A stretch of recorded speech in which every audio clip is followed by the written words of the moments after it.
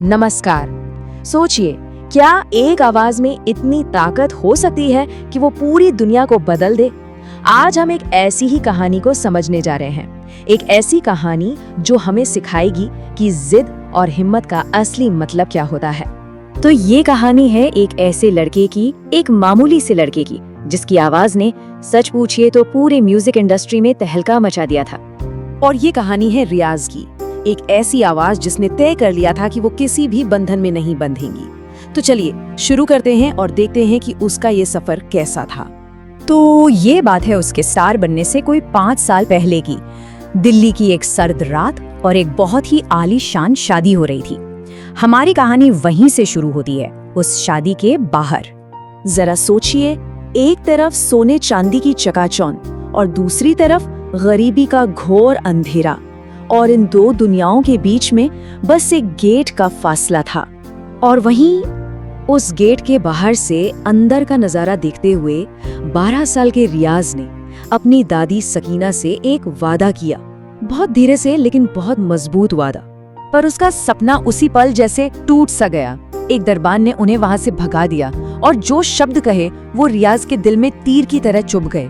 बस उसी पल ये तय हो गया था कि अब बात सिर्फ गाने की नहीं थी, अब ये अपनी पहचान बनाने की, अपने वजूद की लड़ाई थी। और बस उस रात ने एक ऐसे सफर की शुरुआत कर दी जो कांटों से भरा था। तो देखते हैं रियाज ने इस मुश्किल रास्ते पर आगे क्या किया। तो रियाज के लिए रियाज की जगह पूरा शहर ही था। सड़कों पर, बस स्टैंड पर, यहाँ तक कि टॉयलेट के बाहर भी वो गाता था, बस इसलिए कि कोई उसकी आवाज सुन ले।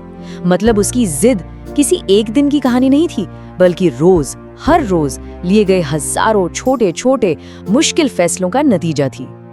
ये देखिए उसकी टाई, ये कोई मामूली टाई नहीं थी, ये उसकी दादी की साड़ी का एक टुकड़ा था। सोचिए, जब महंगे कपड़े खरीदने के पैसे नहीं थे तो उसने उस चीज को पहना जो उसके लिए दुनिया की सबसे बड़ी ताकत थी, उसकी दादी का आशीर्वाद। और उसके संघर्ष में उसकी दादी सकीना हमेशा उसके साथ थी। वो प्लास्टिक के टुकड़े बीन कर बेचती थीं, 20-20 रुपए जोड़ती थीं, और जानते हैं, उसे चाय की जगह पतला दूध पिलाती थीं ताकि उसकी आवाज खराब ना हो। इन्हीं छोटे छोटे बलिदानों ने उसके बड़े सपने को जिंदा रखा। फिर उसे एक गुरु की तलाश हुई और वो पंडित हरिप्रसाद के दरवाजे पर पहुंच गया। 1 दिन, 2 दिन, पूरे 3 दिन तक वो बस दरवाजा खटखटाता रहा। और आखिर में उसकी इसी जिद ने, इसी जुनून ने पंडित जी का दिल जीत लिया। उसे वो गुरु मिल गया जिसकी उसे शिद्दत से जरूरत थी। अब कहानी में 2 साल आगे बढ़ती हैं। रियाज इंडियन म्यूजिक अवार्ड्स के मंच पर पहुंचने वाला था। ये उसका सबसे बड़ा मौका था। लेकिन ठीक उसी वक्त जिंदगी ने उसके सामने एक ऐसी मुश्किल खड़ी कर दी जिसका कोई जवाब नहीं था। हुआ ये कि शो से ठीक 1 रात पहले उसकी दादी बहुत बीमार हो गईं। अस्पताल में भर्ती थीं। इलाज का खर्च था 8 लाख रुपए और अवार्ड की इनामी रकम थी सिर्फ 5 लाख। अब सवाल ये था कि रियाज क्या करे। और रियाज ने फैसला किया। उसने अवार्ड्स को, शोहरत को, सबको छोड़ दिया। वो अपनी दादी के पास गया और पैसों के लिए वो एक प्रोड्यूसर के घर के बाहर पूरी रात गाता रहा, तब तक जब तक उस आदमी ने उसे 3 लाख का चेक नहीं दे दिया। ये फैसला बताता है कि उसके लिए रिश्तों की कीमत शोहरत से कहीं ज्यादा थी। उसकी दादी की जान तो बच गई, लेकिन म्यूजिक इंडस्ट्री ने उसे इसकी सजा दी। उसे अहंकारी और घमंडी का टैग देकर ब्लैकलिस्ट कर दिया गया। मतलब उसे इंडस्ट्री से बाहर का रास्ता दिखा दिया गया। अब रियाज के पास कोई काम नहीं था, नाम भी खराब हो चुका था। ऐसे में ज्यादातर लोग टूट जाते हैं, पर रियाज ने सीधे उस सिस्टम से टकराने का फैसला किया जिसने उसे बाहर फेंका था। वो सीधा पहुंच गया म्यूजिक इंडस्ट्री के सबसे बड़े नाम शंकर महाजन के ऑफिस में। और जानते हैं क्या कहा? उसने उन्हें सीधी चुनौती दे डाली। अगले ही दिन रियाज ने एक ऐसा कदम उठाया जिसकी किसी ने उम्मीद नहीं की थी।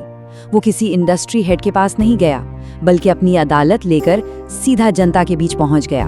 और वहां जो हुआ वो एक मिसाल बन गया।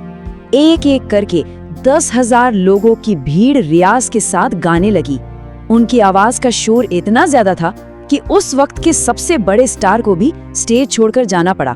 ये थी आवाज की जीत।